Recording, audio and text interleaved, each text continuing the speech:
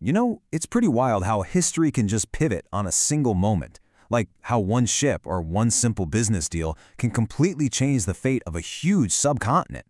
Well, that's exactly the story of the British in India. It wasn't some grand invading army or a powerful king that showed up first. Nope, it was a company, a for-profit business. So let's get right into this unbelievable story. So, this is the big question we're tackling today. How on earth did a single company manage to conquer an entire subcontinent? It sounds impossible, doesn't it? We're talking about a private corporation taking over a land full of ancient empires with millions and millions of people. And yet, it actually happened. The story of how is just this incredible mix of ambition, clever strategy, and raw power.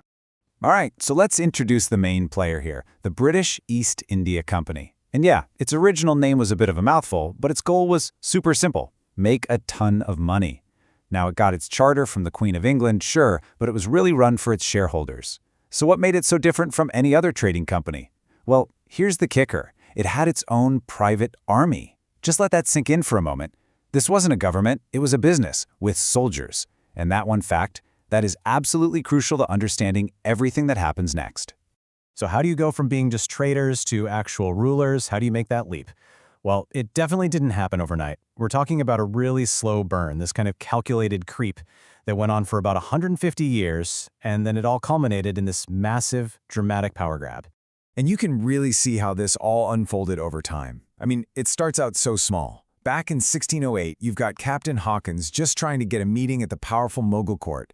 Fast forward to 1717, and they've landed something called a Golden Firman, which was basically a golden ticket for tax-free trading. A huge deal. For more than a century, that's what they were, merchants. But then, 1757, the Battle of Plassey, and that is the moment the first real domino falls. And just like that, everything changed. After this one key victory at Plassey, led by a guy named Robert Clive, the East India Company basically went from being renters to being the landlords. They were now the real rulers of Bengal, one of the absolute richest provinces in India. Think about it. A private company was making and breaking kings, collecting taxes, running the whole show. This had never happened before. It was completely unprecedented.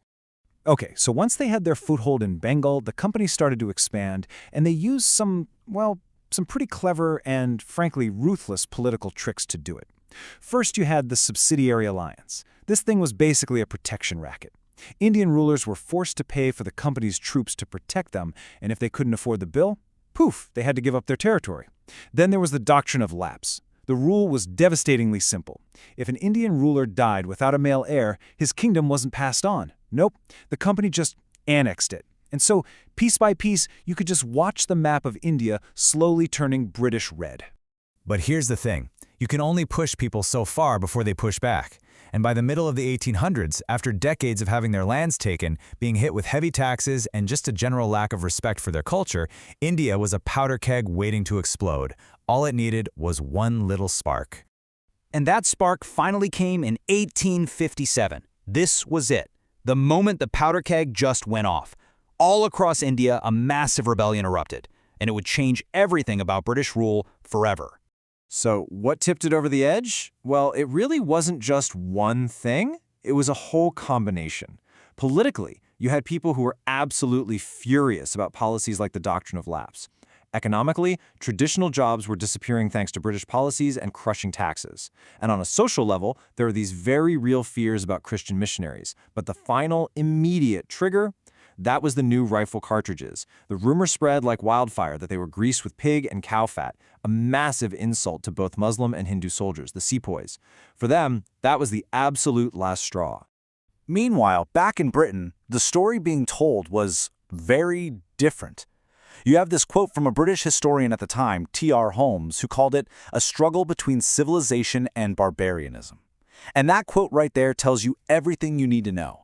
It just shows this huge gap in how the two sides saw the exact same event. And it became the justification for the incredibly brutal way the rebellion was crushed. When the dust settled, the Great Rebellion had one massive consequence. The British government basically looked at the East India Company and said, "You guys have made a complete mess of this." So they did something drastic. They shut the company down. Just like that, the era of company rule was over. From now on, India would be ruled directly by the British government, by the Crown. Queen Victoria was even declared the Empress of India. This was the official start of what we call the British Raj. But this shift to direct rule had a totally unintended consequence. You see, by bringing all of India under one single administration, the British ironically helped create a unified Indian identity. For the first time, people from different regions started to see themselves as one, and that, right there, sowed the seeds for a brand new kind of resistance. And you can really watch this new resistance grow step by step. It starts out pretty moderately in 1885. A group of educated Indians forms the Indian National Congress, and they're basically just asking for a few more rights, a bigger say in things. But by 1905, things have escalated to mass protests, like the Swadeshi movement, and you can feel the change in the air. The demand wasn't just for a voice in the government anymore, it was quickly becoming a demand for self-government. And right into the middle of this growing movement walks a man with an idea so radical it would change the world. Mohandas Karamchand Gandhi. His idea was completely revolutionary. He wanted to figure out how to fight one of the mightiest empires on earth, not with guns and bombs, but with an unbreakable moral force. So, what was his strategy? Well, it was this incredible three-part plan.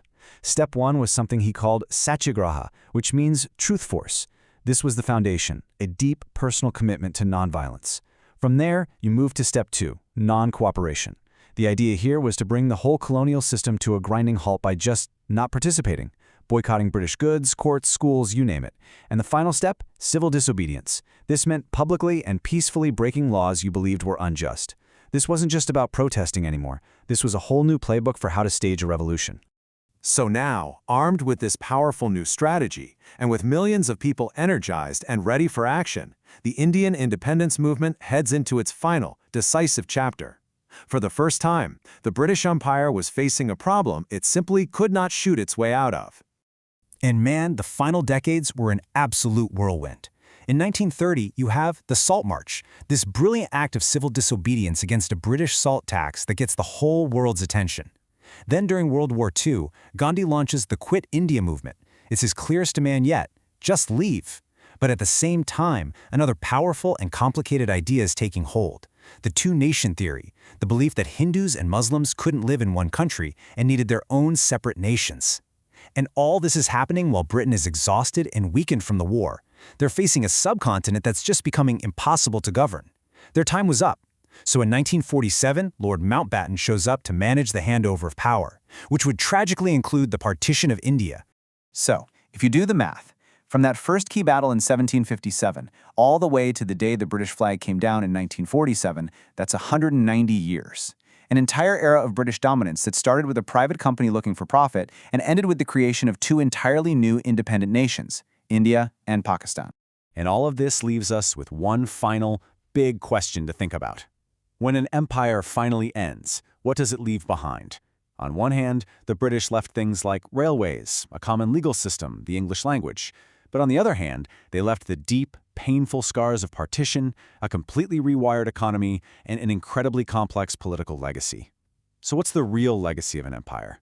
Well, as you can probably guess, the answer, just like the history itself, is anything but simple.